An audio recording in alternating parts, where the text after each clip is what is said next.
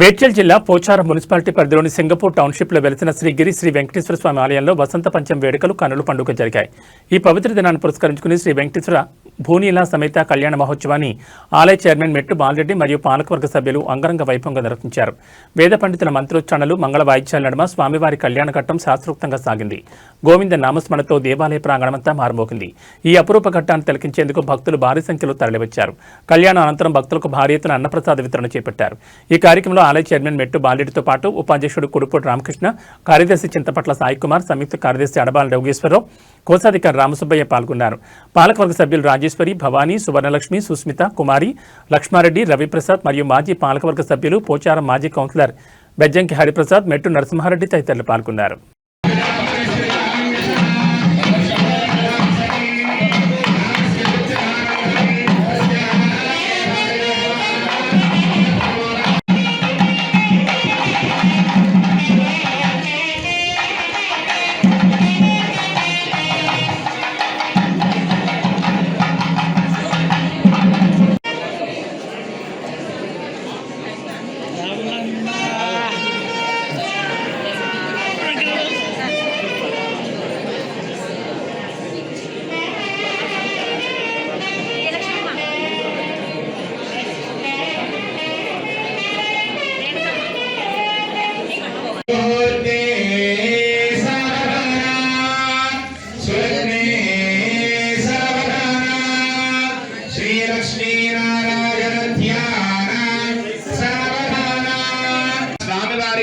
మన అమ్మవారిని ఇద్దరై కూడాను కన్యాదానం చేసిన తర్వాత వారి ముగ్గురిని ఏకం